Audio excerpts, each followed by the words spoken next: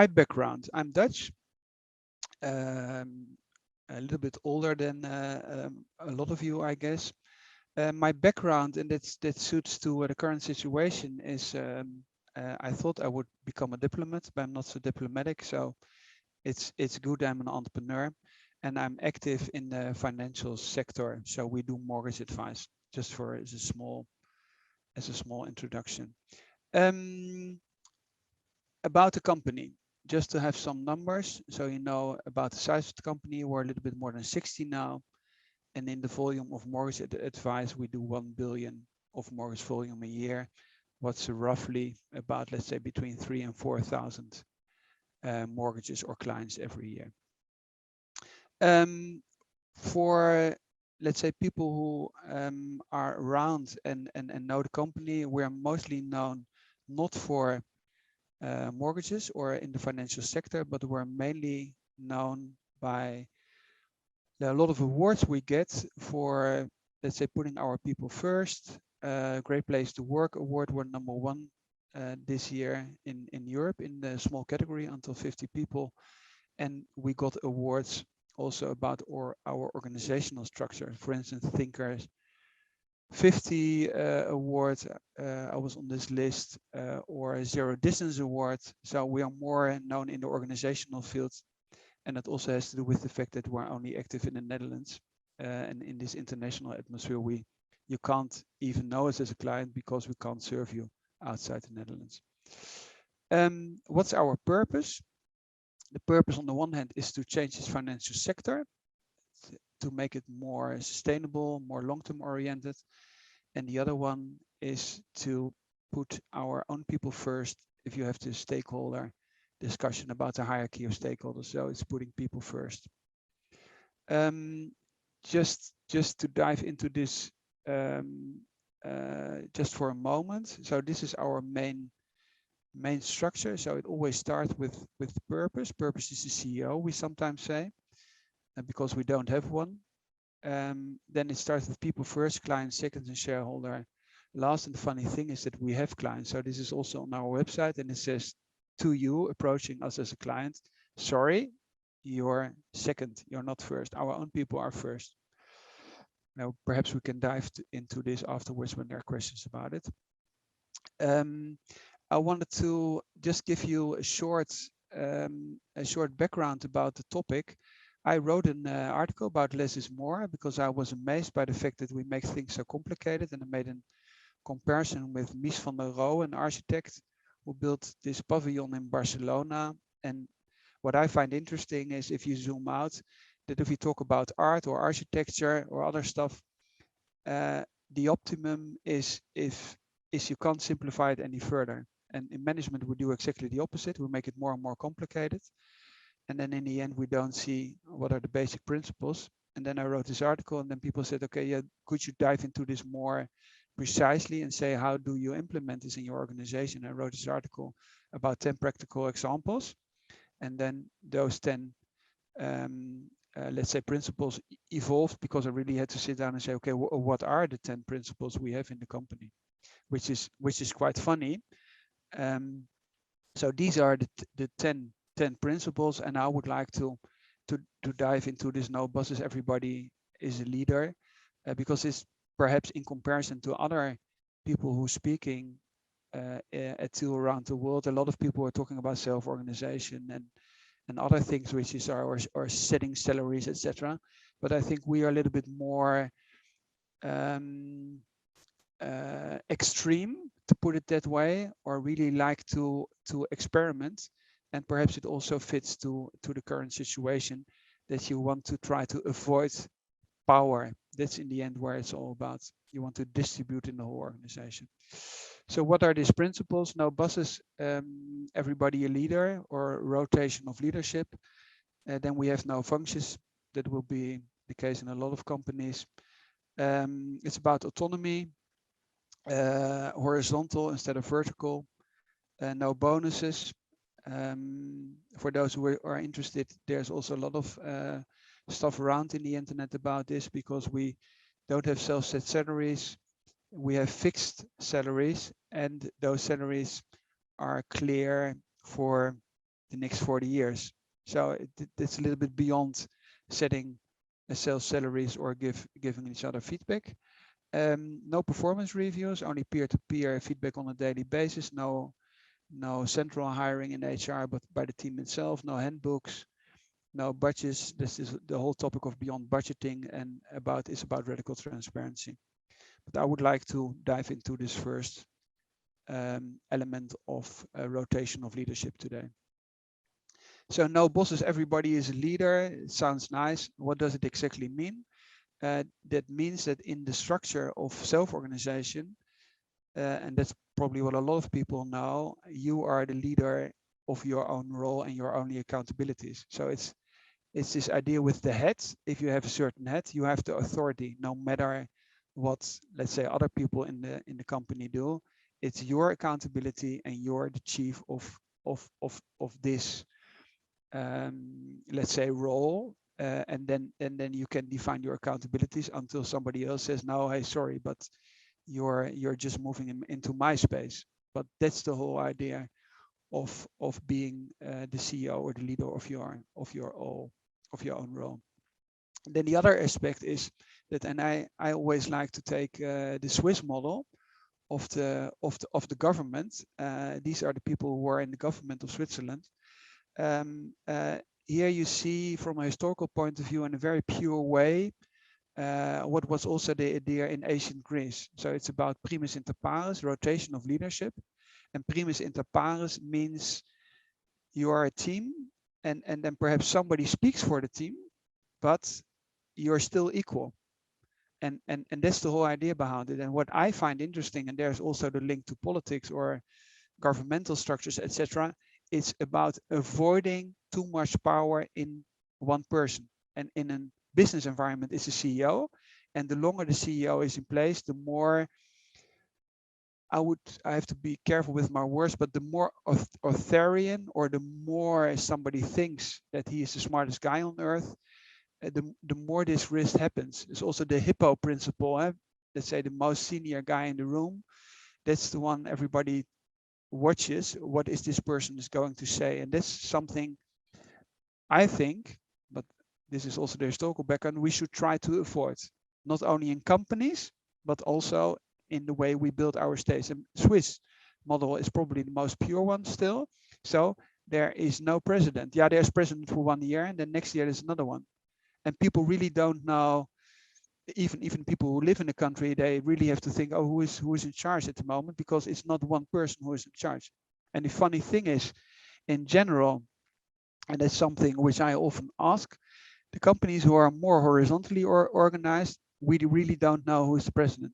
So if we would ask people, do you know who's the president of a Scandinavian country? Nobody knows. And that's a sign for horizontal structures. The more vertical countries are organized, the more we know, oh, this is the guy in charge. I don't want to dive into the Ukrainian topic, but it's the more authoritarian countries are, and the more people are in power for the longer time, the more it harms your whole structure of societies, of companies, etc. And that's why I think it's still interesting to make this connection from between, let's say, companies and also the way states are built. And the other thing is that we have much more experience with building states, because it took us a couple of thousand years, and building companies is something since the Industrial Revolution, a little bit of 100 years. So you have 20 times more or 30 times more experience, just the number of years, which could give us a hint or to reflect on this. And so I always say, let's dive more into philosophy, politics, history, and find comparisons there. What can we learn from the way we organized armies, or we organized states, or trias politica, division of powers, and this kind of things, and try not only to read management books. So that's why I like to combine or connect this knowledge of society and management philosophy or management theory. Just for the fact that I would like to inspire you to go beyond. I already mentioned the salaries. If you have this kind of idea, okay, you have transparency or self-set salaries, this is our model. So now it looks very simple. It took us a couple of years. On the horizontal axis, you just see the amount of years, and then you have 4 or 5. These are 5 teams, and what does it mean? I just take one example. I mean, it is in Dutch. Advies means advising. So these are the consultants. So if you have the highest curve, it starts at a certain salary, and then somebody just knows, okay, in 35 years, I will end with that salary. So somebody starts with 3,250 euros, and then the end salary would be 9,800, which is the maximum the government pays for their civil servants. So that's not a coincidence. But on the other hand, we also take the benchmark of the financial industry. So there's this idea of creating absolute security, psychological safety, and it creates a kind of fundament that people don't have to worry about their salaries, not now and not in the future. And it creates a kind of environment where people can give each other feedback. So you don't have to think about how will this be interpreted, what will be the interpretation of my team colleagues when I would say, I'm not quite sure, shall we do it like this or that in my role? And the other way around also, you don't have to be, you don't have to think about giving feedback to your colleagues. It won't harm their salaries. So there's a lot of psychological stuff behind it. So if people are interested, just Google VIISI salaries or my name salaries, and you find a lot of podcasts and presentations. But I just wanted to give you this as a kind of inspiration, because this is also a topic a lot of companies are experimenting with at the moment. You see a lot of articles also on social media about salaries. Okay, perhaps then also something I already talked about philosophy, and we often talk about out of the box thinking. The golden rule is something which is very old. It's not new. Everybody understands it, and it's also a simplification. So we don't have handbooks, and that's not because it's difficult to write stuff down. No, it's more difficult to not write the stuff down. That's more difficult. And it sounds counterintuitive, but it is in a way very easy to write stuff down and say, now you have to do it like this. But it creates a wrong kind of security or a wrong kind of stability. I mean, I'm not talking about, let's say, security issues when you have machines in the factory, etc. No, this is about keep it as simple as possible. And the basic rule is think for yourself. And if you do something, just ask, what would the person I'm dealing with, it can be a client or a partner, etc., a business partner, what would this other person expect from me? So just take a very simple example. Client, our advisor would say, okay, what would I expect in this situation? But if I would take a business partner, for instance, a very simple example, we always pay our bills immediately. So we don't put them in our finance system and say, okay, 60 days or no. When somebody has, let's say, just delivered something, we think it's honest and correct to pay the bill. Because why would anybody else have to wait for the money? You can say, let's say from a CFO perspective, if it is in the bank account, it at the moment it really doesn't help because you have even negative interest or zero interest, but it's a basic principle. What would I expect when I would have delivered the service? Would I expect? We also expect our money when we have delivered our advice.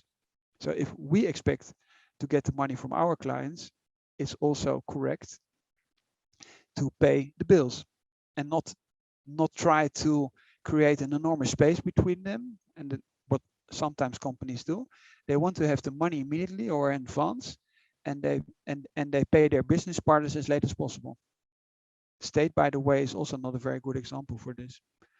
So it's mainly about also philosophical questions to keep the brains active everywhere in the company. And if people are really just questioning or doubting certain things, they should exchange on a horizontal level in their teams on a daily basis. What do you think about this? How shall we act in this? And sharing this, and that's Amy Edmondson, Creating Psychological Safety, the more you share in teams, the better the outcome is. So people are familiar with Amy Edmondson and psychological safety.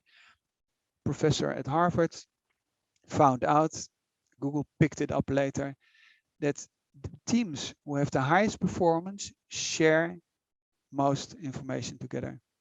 And her starting point in her research was to do research on catastrophes. So space shuttle which came down, or mistakes made in hospitals, etc., or in the let's say aircrafts coming down.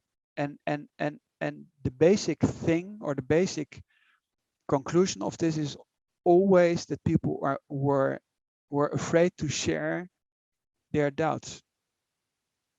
And that's something which Google then adapted, and then she became very famous with this psychological safety topic.